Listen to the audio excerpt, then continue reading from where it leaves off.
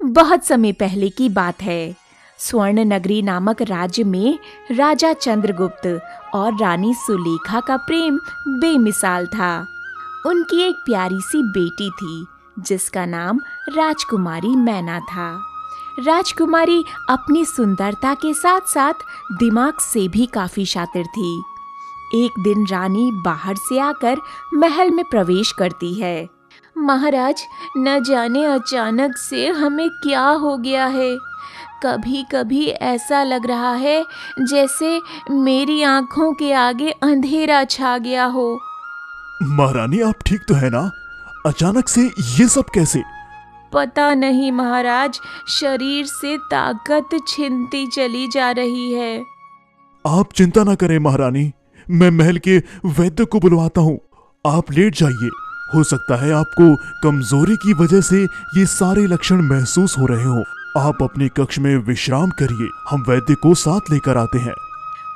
कुछ देर बाद महल में वैद्य आते हैं। रानी की नाड़ी देखकर उन्हें जड़ी बूटियां देते हैं, लेकिन कुछ घंटों बाद ही रानी की तबीयत नाजुक हो जाती है। उनके हाथ पैर अचानक से नीले रंग में परिवर्तित होने लगते हैं। ये सब देखकर महारानी बुरी तरह घबरा जाती है। महाराज, ये मुझे क्या हो रहा है? अचानक मेरे शरीर का रंग क्यों बदलने लगा है? आप चिंता ना करें महारानी, हो सकता है ये कोई गंभीर बीमारी के लक्षण हो। वैद्य जी आपको अच्छी तरह देख रहे हैं, आप बस दवाइयाँ खाने पर ध्यान रखें। वैद्य रानी के शरीर को देखकर सोच में पड़ जाता है। ये कैसी बीमारी है? मैंने तो आज तक स्वर्ण नगरी में ऐसी बीमारी कभी नहीं देखी थी। इस बीच राजा वैद्य को इशारा करके अपने पास बुलाते हैं और अपनी बात पूछते हैं। वैद्य जी, महारानी को ये सब क्या होता जा रहा है? महाराज, सच कहूँ तो मैं भी इस बीमारी को समझ नहीं पा रहा। मैंने दुर्लभ से दुर्लभ जड़ी बूटियां महारानी को देकर देख ली है, लेकिन इनका महारानी पर कोई भी प्रभाव नहीं पड़ा। वैद्य जी, अब हम महारानी की ये दशा नहीं देख सकते। हमें इस समस्या के लिए किसी महापुरुष से ही मिलना होगा। हम आज ही महल से प्रस्थान करेंगे।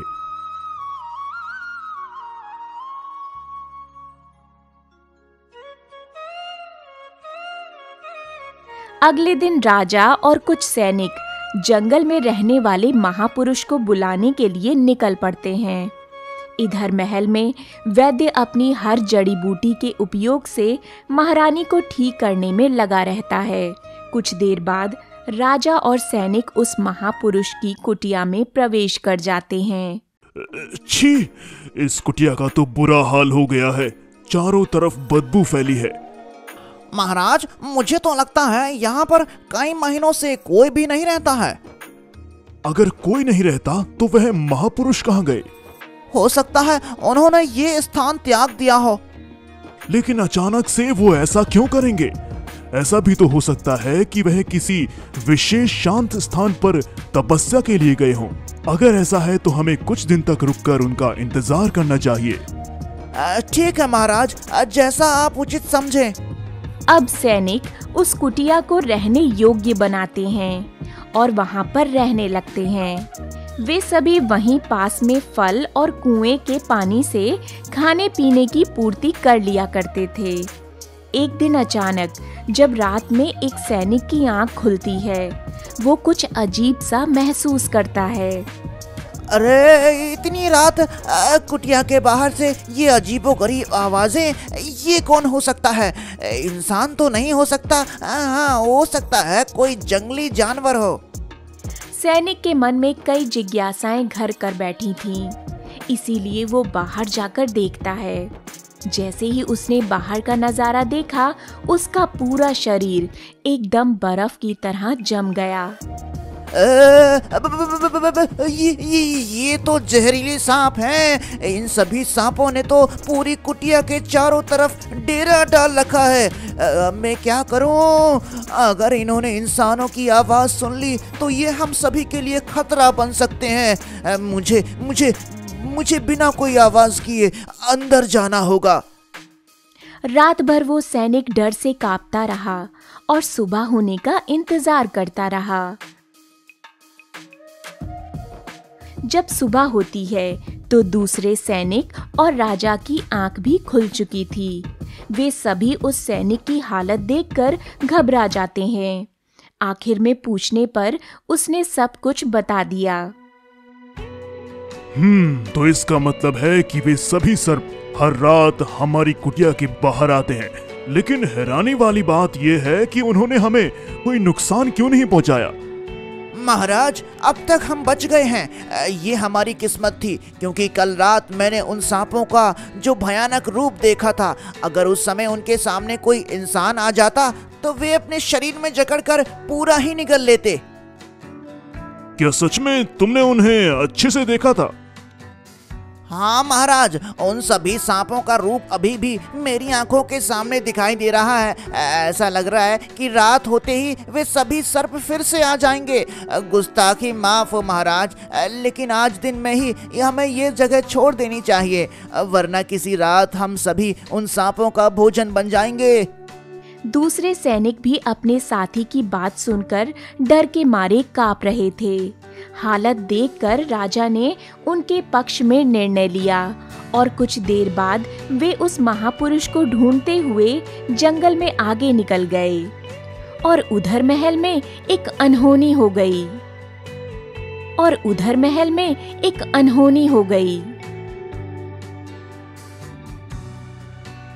राजकुमारी मैना, रानी साहिबा अब हमारे बीच में नहीं रही। पूरे महल में सन्नाटा छा जाता है। अपनी माँ के बारे में मृत्यु का समाचार सुनते ही राजकुमारी एकदम सुन्न हो गईं और पल भर में ही बेहोश होकर नीचे गिर पड़ीं। फिर कुछ सैनिकों ने उन्हें उठाया और बिस्तर पर लिटा दिया। कुछ देर बाद जब उन्हें होश आया तो वे रानी के पास बैठकर फूट फूट कर रोने लगीं। माँ, आप मुझे छोड़कर नहीं जा सकती। इस समय पिताजी भी महल से बाहर सिर्फ आपके लिए ही गए थे। जब उन्हें आपके बारे में पता चलेगा तो न जाने उनका क्या हाल होगा। राजकुमारी जी, अपने आप को संभालिए। इस समय पूरे महल का कार्यभार सिर्फ आपके ऊपर है। अगर आप हिम्मत हार गईं तो महल के हालात बिगड़ सकते हैं। कुछ देर बाद राजकुमारी ने मंत्री की बातों को समझते हुए खुद के आंसू पोंछे और राज सिंहासन की ओर बढ़ने लगी। मंत्री जी, हम आज्ञा देते हैं कि तुरंत पिताजी को ढूंढकर उन्हें माँ की मृत्यु का समाचार सुनाया जाए, ताकि पिताजी माँ के अंतिम समय में हम सभी के साथ हों। जो आज्ञा राजकुमारी, हम आज ही सैनिकों को महाराज की खोज में भेजते हैं। अब मंत्री जी सैनिकों के पास जाकर उन्हें समझाने लगते हैं। सैनिकों, राजकुमारी का आदेश है कि तुरंत महाराज को महल लाया जाए, इसलिए तुम्हें अभी इसी वक्त प्रस्थान करना होगा। वैसे तो महाराज जंगल में मौजूद उसी कुटिया के आसपास मिल जाएंगे, क्योंकि एक महापुरुष वहीं पर निवास करते हैं। उनके अलावा हमारे राज्य में कोई अन्य महापुरुष नहीं है। जी मंत्रीवर, हम आपकी बात अच्छे से समझ गए हैं। हम शाम होने से पहले महाराज को अपने साथ लेकर ही लौटेंगे। अब कुछ सैनिक जंगल की तरफ निकल गए और उधर राजा अपने सैनिकों के साथ एक रहस्यमयी दुविधा में फंस गए थे। अरे, ये हम किस जगह पर आ पहुंचे हैं? सारा दिन हम इस जंगल के चारों तरफ घूमते रहे, लेकिन हमें आगे बढ़ने का मार्ग भी नहीं मिला। ऐसा लगता है जैसे ये जगह कोई भूल भुलैया है। जी महाराज, आपका कथन पूर्ण रूप से सत्य है। अब हम क्या करेंगे? रात होने को है और रात के पहर हम रास्ता ढूंढने की कोशिश भी नहीं कर सकते, क्योंकि ये जंगल जानवरों से भरा पड़ा है, जिससे हमारी जान को खतरा हो सकता है। इसलिए यही सही होगा कि हम यहीं पेड़ के नीचे रुककर रात काट लें। अब सभी लोग एक पेड़ के नीचे रुक जाते हैं। उधर महल से आए सैनिक राजा को ढूंढने में असफल रहे। मित्र, महाराज हमें नहीं मिल पाए। मुझे तो अब उनकी चिंता होने लगी है। सब कुछ ठीक तो होगा ना? भगवान ही जाने, महाराज ना जाने कहाँ चले गए हैं। लेकिन हम खाली हाथ महल लौटे तो मंत्रीवर हमारे ऊपर क्रोधित होंगे। हाँ मित्र, तुम्हारी ये बात भी सही है। तो अब हमें क्या करना चाहिए? हमें कहीं सुरक्षित जगह पर पेड़ के ऊपर रात काटनी होगी। फिर सुबह की पहली किरण के साथ हम फिर से महाराज की खोज में आगे बढ़ जाएंगे। महल में मंत्री रात होते होते चिंतित होने लगे। आखिर महाराज को लौटने में इतने दिन कैसे लग सकते हैं? ऊपर से महल से गए सैनिक भी अभी तक नहीं लौटे। अगले दिन जब सुबह की पहली किरण निकलती है तो सैनिक राजा की खोज में आगे बढ़ जाते हैं। उधर राजा की आंख भी खुल चुकी थी। इस वक्त हमें प्यास का आभास हो रहा है, लेकिन इस घने जंगल में हमें जल कहां पर मिलेगा? हमें आगे पीछे जाकर देखना चाहिए। हो सकता है आसपास कोई नदी या तालाब हो। अब राजा अपने सैनिकों को बताए बिना जल की खोज में जंगल में आगे बढ़ने लगते हैं। तभी अचानक उन्हें आगे कुछ दिखाई देता है। अरे, यहाँ पर इतना विशाल तालाब कैसे हो सकता है? कल शाम तो हमने यहाँ पर ऐसा कुछ भी नहीं देखा था। अचानक ये तालाब कहाँ से प्रकट हो गया? खैर जो भी हो, अभी हमारा गला प्यास से सूख रहा है। हमें जल को ग्रहण करना चाहिए। अब राजा ने बिना कुछ सोचे समझे उस तालाब के जल को ग्रहण कर लिया, लेकिन उन्हें आगे होने वाली अनहोनी के बारे में कुछ भी नहीं पता था। जैसे ही वो जल पीकर पीछे मुड़े, उन्हें अजीब सी घबराहट महसूस हुई। अरे, अचानक से मुझे क्या हो रहा है? मुझे घबराहट सी क्यों लग रही है? ऐसा लग रहा है जैसे मेरे दिल की धड़कन तेज हो गई है। इस बीच अचानक से राजा के गले में तेजी से जलन महसूस होने लगती है। वे अपने हाथों से खुद का गला दबाने लगते हैं। उन्हें ऐसा लग रहा था जैसे उनका गला कटकर उनके धड़ से अलग हो जाएगा। ये मुझे क्या हो रहा है? सैनिकों, कहाँ हो तुम सब? बचाओ मेरा गला बचाओ, बचाओ। आखिर में वो बेहोश होकर जमीन पर गिर जाते हैं और इसी बीच महल से निकले वो दो सैनिक भी वहां पहुंच जाते हैं। अरे ये देखो, ये तो हमारे महाराज हैं। हाँ, जल्दी चलो, महाराज को कुछ हुआ है। वे दोनों अपने भाले एक तरफ फेंक कर राजा की तरफ भागते हैं और उन्हें उठाकर पेड़ के पास ले जाते हैं। इसी बीच बाकी दो सैनिक भी वहां पहुंच जाते हैं। अरे, ये तो हमारे महल के सैनिक हैं। हाँ, लेकिन महाराज को क्या हो गया? जल्दी चलो। दो सैनिक मिलकर राजा को घोड़े पर लादकर महल ले आते हैं और बाकी दो सैनिक पीछे से आते हैं। सैनिकों, ये महाराज को क्या हो गया है? मंत्रीवर, अभी ये सवाल पूछने का समय नहीं है। आप जल्दी वैद्य जी को बुलाइए। हम महाराज को उनके कक्ष में ले जा रहे हैं। कुछ देर बाद वैद्य को राजा के पास लाया जाता है। अब वैद्य ने राजा को जैसे ही कुछ जड़ी बूटियां पिलाई, उनका गला नीला हो गया। ये देखकर वैद्य भयभीत हो गया, क्योंकि कुछ ऐसा ही प्रभाव रानी के शरीर पर भी देखा गया था। वैद्य के मन में कई सवाल घूम रहे थे कि अब आगे क्या होगा। तभी राजा की आंखें खुलती हैं। जी महाराज, बताइए, आपके साथ क्या हुआ था? राजा ने बोलने की कोशिश की, लेकिन उनके मुंह से कोई भी शब्द ठीक से नहीं निकल रहे थे।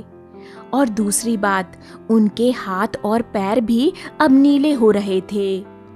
क्षमा करें मंत्रीवर, महाराज लकवाग्रस्त हो चुके हैं, जिसकी वजह से उनकी जुबान और शरीर पर बहुत बुरा प्रभाव पड़ा है। नहीं, ऐसा नहीं हो सकता। पहले माँ और अब पिताजी के साथ ये सब। क्षमा करें राजकुमारी, मैं राजा को बचा तो पाया, लेकिन उनके लकवाग्रस्त होने को ठीक करने की कोई भी औषधि मेरे पास उपलब्ध नहीं है। वैद्य की बात सुनते ही मंत्री और अन्य सैनिकों के होश उड़ गए, क्योंकि अगर महाराज ठीक ना हो पाए तो महल पर आक्रमण का खतरा हो सकता है। लेकिन वैद्य जी, कोई तो उपाय होगा जिससे महाराज को ठीक किया जा सके।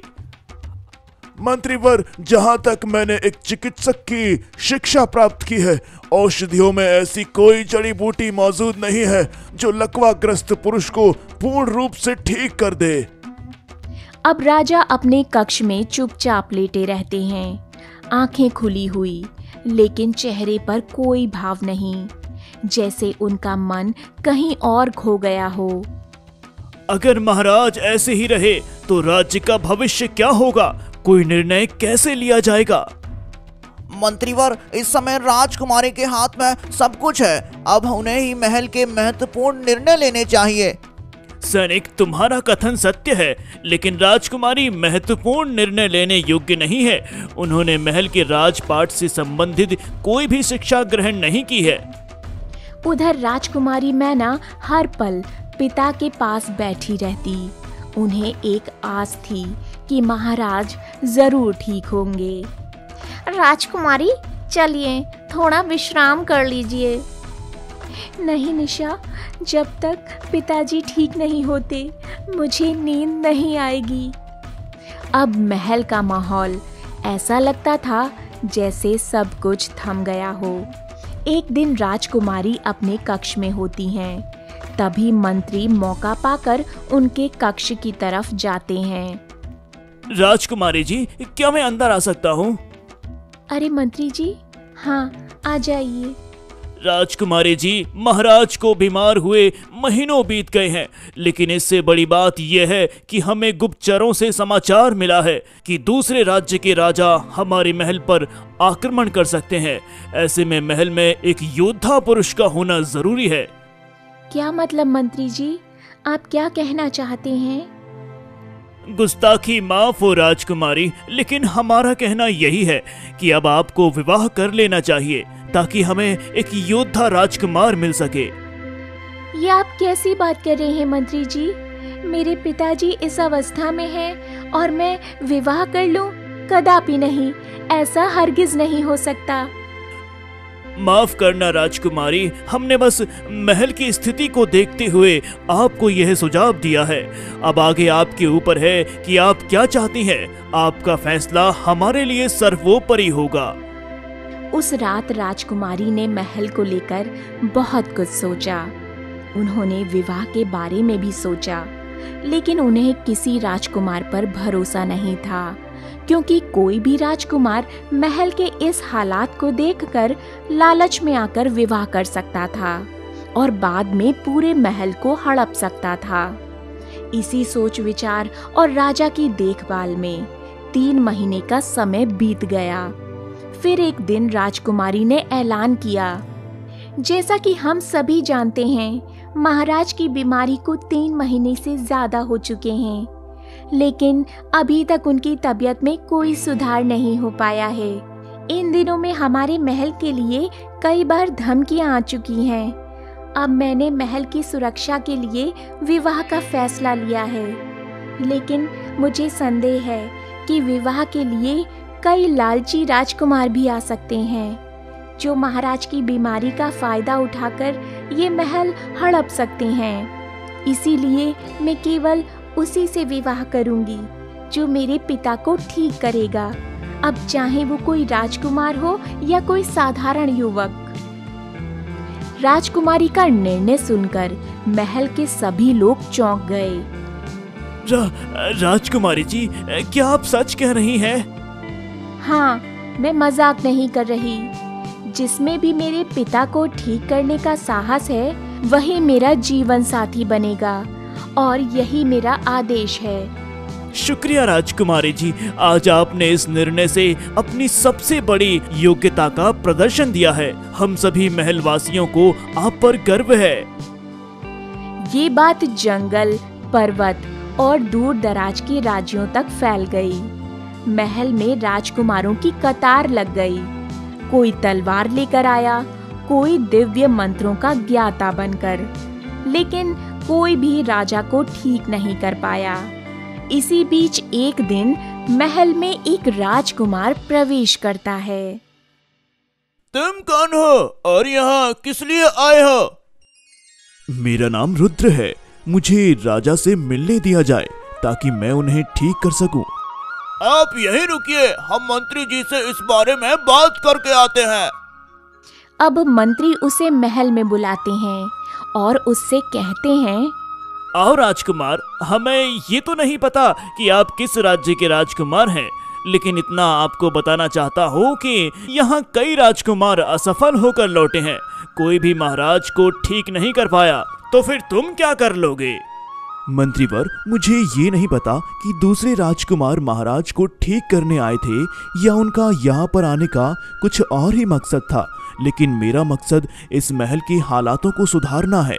इसके लिए सबसे पहले मुझे महाराज की बीमारी का अच्छे से निरीक्षण करना होगा।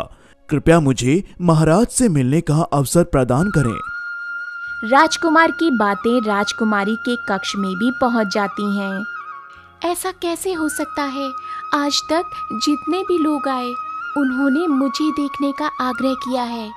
ये पहला राजकुमार है जो मुझे देखे बिना महाराज की बीमारी को ठीक करने की बात करता है। जी राजकुमारी, आपकी बात सत्य है, लेकिन आप सब कुछ मंत्रीवर पर है कि वो आगे क्या करते हैं। उधर मंत्री अपनी बातों को आगे बढ़ाते हैं। बातें तो बहुत अच्छी कर लेती हो, लेकिन अभी तुम बालक हो। तुम्हें हमारा समय व्यर्थ ना करते हुए अपने महल वापस लौट जाना चाहिए, क्योंकि तुम्हारे जैसे कई युवक यहाँ आकर लौट गए हैं। मंत्री की बात सुनकर राजकुमार निराश हो जाता है, लेकिन उसने फिर दोबारा राजा के विषय में कुछ नहीं कहा। ठीक है मंत्रीवर, जैसा आप उचित समझे। अब जैसे ही राजकुमार जाने के लिए पीछे मुड़ा, तभी वहां पर राजकुमारी आ जाती हैं। ठहरिए राजकुमार। जैसे ही राजकुमार पीछे मुड़ा, वो राजकुमारी को देखकर दंग रह गया, क्योंकि इतनी खूबसूरत राजकुमारी उसने अपने जीवन में कभी नहीं देखी थी। अब राजकुमारी जी, आप यहाँ? हाँ मंत्री जी, जब हमें इस राजकुमार के बारे में पता चला तो हम खुद को यहाँ आने से रोक ना सके। न जाने क्यों हमें इस राजकुमार की बातों में सच्चाई नजर आती है, इसीलिए हम राजकुमार को पिताजी से मिलने का आदेश देते हैं और हमारी आज्ञा का शीघ्र पालन किया जाए। जी राजकुमारी जी, हम अभी राजकुमार को महाराज के पास ले जाते हैं।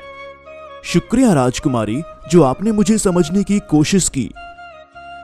अब मंत्री, राजकुमार और राजकुमारी राजा के कक्ष में प्रवेश करते हैं। राजकुमार राजा को गौर से देखता है, तभी उसकी नजर राजा के गले पर पड़ती है। आखिरी बार आप सभी लोगों ने महाराज को कहाँ पर पाया था? राजकुमार जी, आखिरी बार हमने महाराज को एक जंगल में देखा था। वो वहाँ पर जमीन पर पड़े थे। क्या आप लोगों ने आसपास कोई ऐसी चीज देखी थी जो महाराज के लिए जहरीली साबित हो सकती थी? नहीं राजकुमार, हमने ऐसा कुछ भी नहीं देखा था। जरा ध्यान लगाकर सोचो, वहाँ पर आसपास का वातावरण कैसा था और पेड़ों के अलावा वहाँ पर कौन कौन सी चीजें थी? हाँ राजकुमार, मुझे याद आया, वहाँ पर एक तालाब भी था। बहुत अच्छे, इसका मतलब है कि शायद महाराज ने उस तालाब के पानी को पीने की कोशिश की होगी और उस पानी में कोई जहरीली चीज मिली होने के कारण महाराज की यह दशा हो गई होगी। ये कैसी बकवास है? तालाब में भला कोई जहरीली चीजें कैसे मिली हो सकती हैं? राजकुमारी जी, ये राजकुमार केवल हम सभी का समय व्यर्थ कर रहा है। आप चुप रहिए मंत्री जी, हमें आगे की बात पूछने दीजिए। राजकुमार, तुम्हें ऐसा क्यों लग रहा है? राजकुमारी, आप लोगों ने शायद महाराज के गले की तरफ ध्यान नहीं दिया। उनका गला नीला पड़ा हुआ है, जिससे हम कह सकते हैं कि गले में कोई जहरीली चीज गई है, या फिर उस जहर को खत्म करते हुए कोई जड़ी बूटी महाराज के गले को प्रभावित कर गई, जिससे उनके गले का रंग नीला पड़ गया है। राजकुमार की बातें सुनकर मंत्री हैरान रह गया, क्योंकि उसने ऐसा कभी सोचा ही नहीं था। क्यों मंत्री जी, अब आप क्या कहना चाहेंगे? जी राजकुमारी जी, हो सकता है ये सही बोल रहा हो। मंत्री जी, इसीलिए मैंने आपको कितनी बार समझाया है कि बिना पूरी बात जाने कुछ भी नहीं बोलना चाहिए। गुस्ताखी माफ हो राजकुमारी जी, मैं आगे से आपकी बात का ध्यान रखूंगा। तो राजकुमार, इस समस्या का समाधान कैसे किया जा सकता है? क्या आपके पास कोई उपाय है? राजकुमारी जी, अभी तो मैं उपाय के बारे में कुछ भी नहीं बता सकता, क्योंकि मुझे अभी कई जानकारियां एकत्रित करनी होगी जो महाराज से जुड़ी हो सकती हैं। मुझे अच्छी तरह से उस तालाब के रहस्य के बारे में पता लगाना होगा ताकि मैं इस समस्या की जड़ तक पहुंच सकूं। मुझे 10 दिन का समय दिया जाए। राजकुमारी जी, मैं आपसे वादा करता हूं, महाराज जरूर ठीक हो जाएंगे। हमें आप पर पूरा यकीन है, क्योंकि आपने जिस तरह से हमारे पिताजी की बीमारी को एक ही दिन में बिना किसी मोह के समझा, उससे हमें अंदाजा हो चुका है कि आप पर पूरा भरोसा हम कर सकते हैं। राजकुमारी जी, अब मैं आज्ञा चाहता हूँ। मुझे शीघ्र उस तालाब के पास पहुँचना होगा। ठीक है राजकुमार, हम आपका इंतजार करेंगे। राजकुमार महल के बाहर निकल जाता है। उसका मन पूरी तरह एकाग्र होता है। मैंने केवल 10 दिन का समय मांगा है। अब एक एक पल मेरे लिए बहुमूल्य है। चाहे जो हो जाए, मैं अपना वचन पूरा जरूर करूंगा। अगली सुबह राजकुमार जंगल की ओर चल पड़ा, उसी दिशा में जहां वो रहस्यमयी तालाब था। ये सिर्फ जंगल नहीं है, ये राज भी है, क्योंकि तालाब का जहरीला होना कोई आम बात नहीं है। ये संकेत राज्य में आने वाली किसी बड़ी घटना की ओर इशारा कर रहा है। जंगल में घुसते ही पेड़ और भी घने होते जा रहे थे। यहाँ पौधों में हरियाली है। लगता है इनकी जड़ों को कहीं से पानी मिल रहा है। इसका मतलब तालाब यहीं कहीं आसपास है। कुछ देर बाद वो तालाब के पास पहुंचता है। वहां पर एक अजीब तरह का सन्नाटा पसरा हुआ था। आसपास तो कुछ भी असामान्य नहीं दिखता है, लेकिन ये तालाब जहरीला कैसे हो सकता है? पूरे दिन उसने तालाब के आसपास का निरीक्षण किया, लेकिन उसे कुछ भी नहीं मिला। इसी के साथ दिन समाप्त हो गया और रात हो गई। रात बिताने के लिए मुझे यहीं डेरा डालना होगा। मैं एक काम करता हूँ, किसी पेड़ पर झूला बनाकर सो जाता हूँ। इससे जंगली जानवरों से सुरक्षा रहेगी। अब राजकुमार पेड़ पर सोने के लिए एक झूले नुमा डेरा बना लेता है और पहली रात उसी में बिताता है। अगली सुबह फिर से खोजबीन में लग जाता है, लेकिन उसका प्रयास व्यर्थ जाता है। तीसरे दिन रात को अगर ऐसे ही चलता रहा तो मुझे हार मानकर महल लौटना होगा। फिर मैं राजकुमारी को क्या मुंह दिखाऊंगा? मन में कई सवाल लिए वो सो जाता है। तभी उसे एक आवाज सुनाई देती है। अगर राजा को बचाना है तो तुझे डर की बारीकियों में उतरना होगा और वहीं से तुझे सही मार्ग मिलेगा, जो कई रहस्यों को खोलेगा। उसके अलावा दुनिया की कोई भी शक्ति राजा को नहीं बचा सकती। सपना टूटते ही राजकुमार पसीने से भीग चुका था, लेकिन उसका मन अब पहले से ज्यादा शांत था। क्या वो आवाज मेरे सामने आई थी, या सच में कोई मुझे कुछ बताना चाहता है? अगली सुबह राजकुमार तालाब में अपनी परछाई देखता है और उस आवाज के अर्थ को समझने की कोशिश करता है। तभी अचानक उसे कुछ समझ आता है। सपने में उस आवाज ने मुझे डर के भीतर जाने की बात कही थी। अगर मैं मान लूं कि मेरा डर इस तालाब में जाना है, तो फिर हाँ, इसका मतलब है कि मुझे इस तालाब में उतरकर देखना चाहिए। हालांकि इसमें मेरी जान को खतरा हो सकता है, लेकिन ये आवाज राजा के पक्ष में बोल रही थी। इसका मतलब है कि वो राजा का भला चाहती थी। मुझे हिम्मत करके आगे बढ़ना ही होगा। अब वो तालाब में उतरता है। पानी ठंडा था, लेकिन उसकी चाल दृढ़ थी। जैसे ही कमर तक पानी आया, नीचे कुछ हलचल हुई और अचानक एक पत्थर खिसका।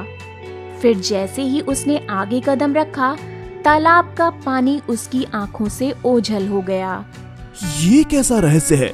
ये रास्ता तो किसी गुफा में जाता है। वो आगे बढ़ता है। गुफा अंधेरी थी, लेकिन विशाल। दीवारों पर चित्र बने थे। वहां पंख, आंखें और अग्नि के चिन्ह दिखाई देते हैं। गुफा के अंत में एक विचित्र सी महिला मौजूद थी। उसका आधा शरीर किसी महिला और आधा सर्प की तरह दिखाई पड़ता है। तभी उसकी आंखें धीरे धीरे खुलने लगती हैं। कौन हो तुम? मुझसे मत डरो, मैं तुम्हें कोई नुकसान नहीं पहुंचाऊंगी। मैं गुरुनिका हूँ। वर्षों से इस गुफा में श्रापित होकर कैद हूँ। श्राप? आपको किसने श्राप दिया? इसके पीछे एक कहानी है। कैसी कहानी? मुझे शुरू से बताइए। आपके साथ क्या हुआ था और इस तालाब से कौन सा रहस्य जुड़ा है? तो सुनो, कई साल पहले की बात है। रुको रुक्मणी, मैंने सुना है यही पास में इस धरती के महान तपस्वी रहते हैं। हम जैसे छोटे तपस्वी को उनके दर्शन जरूर करने चाहिए। ठीक है देव, जैसा आप उचित समझें। अब वो देवता और उसकी पत्नी रुक्मणी उस महापुरुष के पास जाने लगते हैं। एक आश्रम में पहुंचने के बाद उन्होंने देखा, लगता है अभी यह महापुरुष अपनी तपस्या में लीन है, इसलिए हमें यहाँ पर रुककर इनके ध्यान से बाहर आने का इंतजार करना चाहिए। हमें उनका आशीर्वाद लेकर ही आगे जाना चाहिए।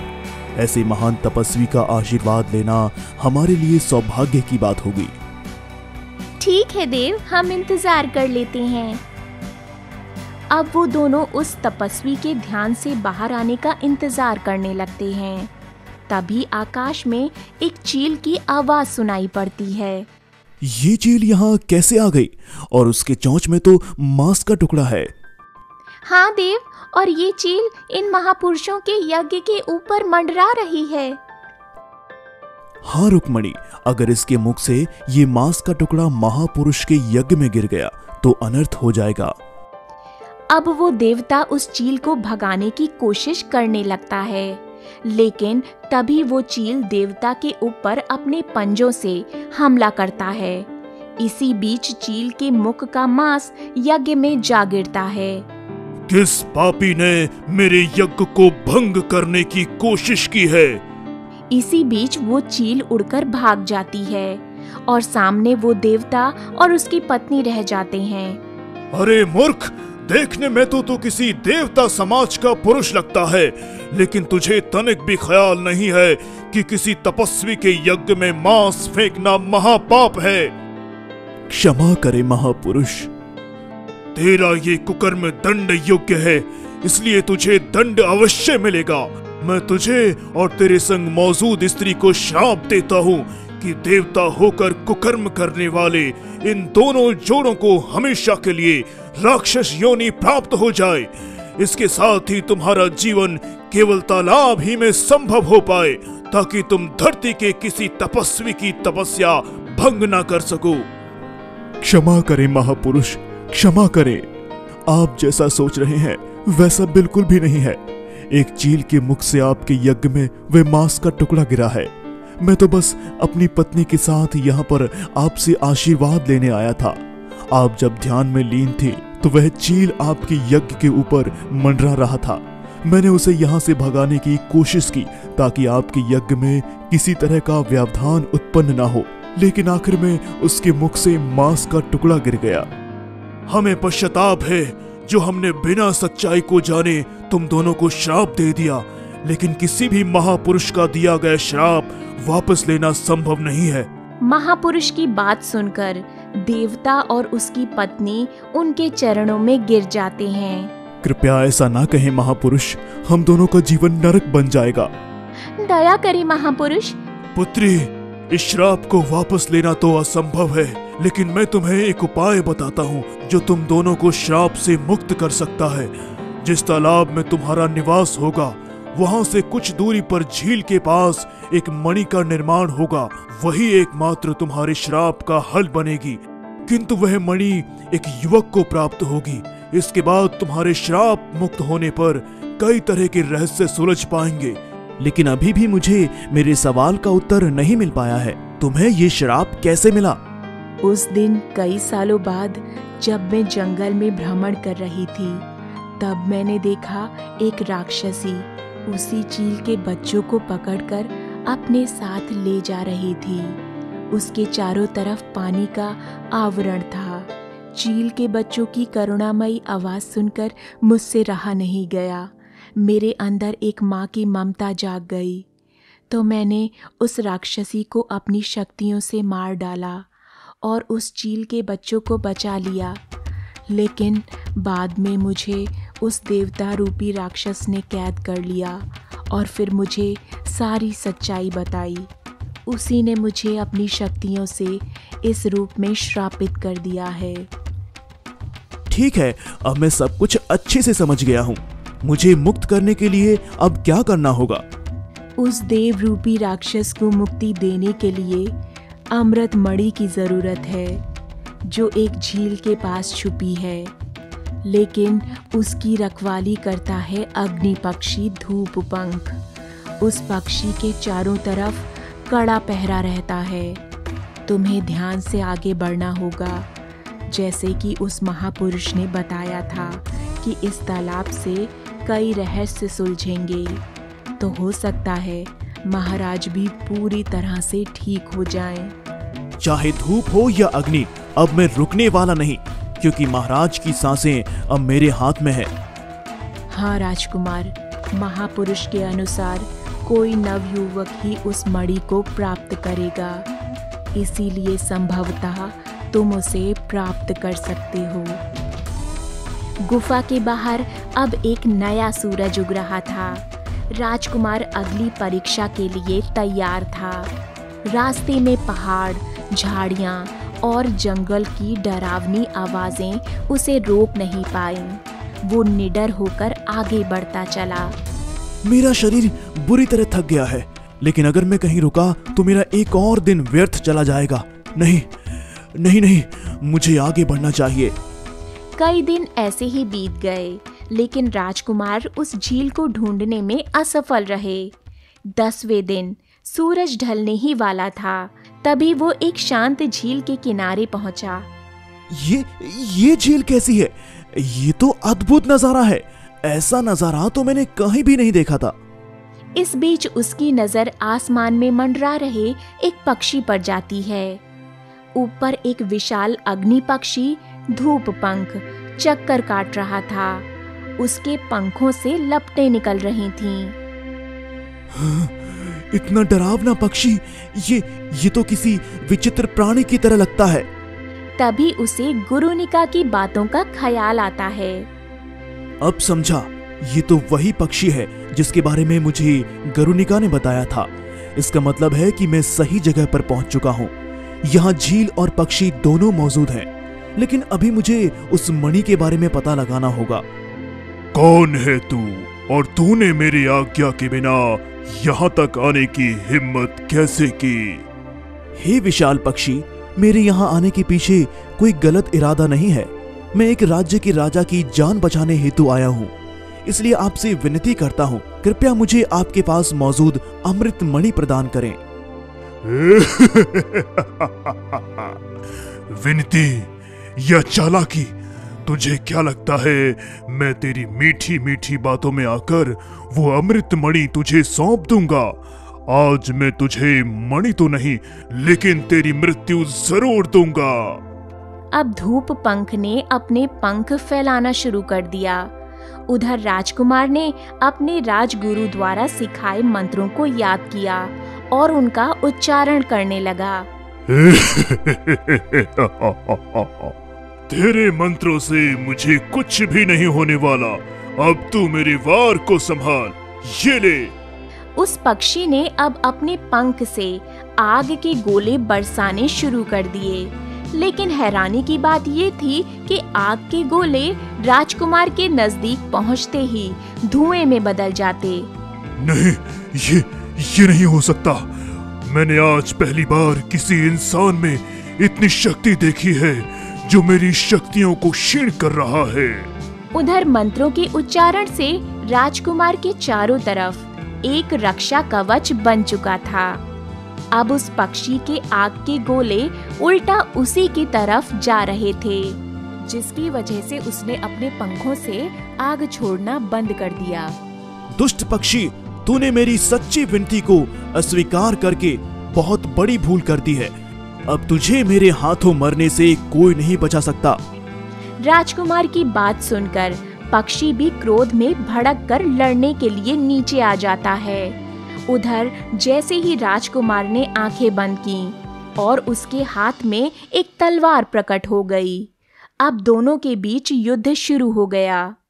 अब तू मेरे पंजों के वार से नहीं बचेगा। ये तो समय ही बताएगा कि कौन नहीं बचेगा। दोनों के बीच घमासान युद्ध शुरू हो गया। आखिर में राजकुमार ने अपनी तलवार उस पक्षी के एक पंख की ओर बढ़ाते हुए उसे एक झटके में काट दिया। अब वो पक्षी पूरी तरह से शक्ति विहीन हो चुका था। ठहरो, ठहरो, अब मैं शक्ति विहीन हो चुका हूँ। मैं तुम्हारा मुकाबला करने में असमर्थ हूँ। विकलांग ही सही, लेकिन मेरी जान बख्श दो, मेरी जान बख्श दो। अब आया ना सही रास्ते पर। चल अब जल्दी बता, वो मणि कहाँ है? उस पक्षी ने मणि के स्थान के बारे में बता दिया और राजकुमार उसे लेकर गुरुनिका के पास पहुंच गया। राजकुमार, क्या तुम सच में आ चुके हो या मैं कोई सपना देख रही हूँ? नहीं गुरुनिका, तुम कोई सपना नहीं देख रही हो, ये सच है। मैं उस अमृत मणि को ले आया हूँ। इसी बीच देव रूपी राक्षस भी वहाँ प्रकट हो जाते हैं। कौन हो तुम और इस तालाब से जुड़ी गुफा में कैसे पहुँचे? हे देव, मैं एक सामान्य इंसान हूँ। एक राज्य के राजा की मदद के उद्देश्य से यहाँ आया था। झूठ, तू अवश्य ही गुरुनिका से मिला हुआ है। मैं तुझे जीवित नहीं छोड़ूंगा। अब राजकुमार पर खतरा मंडराने लगा था। वो राक्षस एक बार में ही राजकुमार का वध कर सकता था। तभी गुरुनिका बोल पड़ी, अमृत मणि मिल चुकी है। गुरुनिका की बात सुनकर वो राक्षस शांत हो जाता है। क्या बोला तुमने? अमृत मणि मिल चुकी है? हाँ देव, अब आप आसानी से श्राप मुक्त हो सकते हैं। कहाँ है वो मणि? देव, वह मणि मेरे पास है। अब राजकुमार ने उस राक्षस को सारी बात बता दी। ठीक है, लेकिन सबसे पहले तुम्हें मुझे इस श्राप से मुक्त करना होगा और इसके लिए तुम्हें इस मणि को मेरे माथे पर लगाकर एक मंत्र पढ़ना होगा। अब राजकुमार ने वैसा ही किया जैसे राक्षस ने बताया। कुछ पलों में ही वो राक्षस अपने असली रूप में परिवर्तित हो गया। फिर उसने वहां मौजूद सभी लोगों को उनके असली रूप में वापस बदल दिया। हे देवता, मैं आपको सारी बातें बता चुका हूँ। कृपया महाराज को ठीक करने में मेरी मदद करें। ठीक है राजकुमार, महाराज को ठीक करने के लिए मुझे उनके पास जाना होगा। अब सभी लोग राजमहल की तरफ प्रस्थान करते हैं। उधर महल में राजकुमारी राजकुमार के आने की उम्मीद छोड़ चुकी थी, क्योंकि आज 11 दिन हो चुके थे, लेकिन राजकुमार का कहीं भी कोई पता नहीं था। मंत्री जी, मुझे लगता है उस राजकुमार के साथ अवश्य ही कुछ अनहोनी हो चुकी है, जिसके कारण वो अभी तक नहीं लौट पाए। अब मैं उनके आने की उम्मीद छोड़ चुकी हूँ, इसीलिए आज से हम ही महल का कार्यभार को संभालने का संकल्प लेते हैं। जी राजकुमारी जी, आपका निर्णय सराहनीय है। हम आपको ही इस महल की रानी के रूप में देखना चाहते थे। आज हम बहुत खुश हैं। और इसी बीच महल में शोर मच जाता है। राजकुमार आ गए, राजकुमार आ गए। उनके साथ कुछ लोग और भी आए हैं। ये समाचार सुनकर राजकुमारी और मंत्री तुरंत राजसभा की ओर प्रस्थान करते हैं। राजकुमार, आप सकुशल तो है ना? आपने 10वें दिन आने को कहा था, लेकिन एक दिन विलंब हो गया। अब राजकुमार ने अपने साथ हुई सभी घटनाओं को राजसभा में सुनाया। फिर देवता राजा के कक्ष में जाते हैं और अपनी शक्तियों से उन्हें ठीक कर देते हैं। इसके बाद वो देवता और गुरुनिका अपने अपने गंतव्य स्थान के लिए लौट जाते हैं। आखिर में राजसभा बैठती है। मंत्री वीर और अन्य महलवासियों, हमें जिस राजकुमार की तलाश थी वह अब हमें मिल चुका है। राजकुमार रुद्र हर तरह से इस महल को और मेरी बेटी को सुरक्षित रख सकते हैं। हमने इनकी योग्यता को अच्छे से जान लिया है। हम मंत्री जी को आदेश देना चाहेंगे कि जल्द से जल्द राजकुमारी की शादी का मुहूर्त निकलवाया जाए। कुछ समय बाद राजकुमारी और रुद्र की शादी हो जाती है और महल की प्रजा राजा के साथ साथ खुशी खुशी रहने लगती है।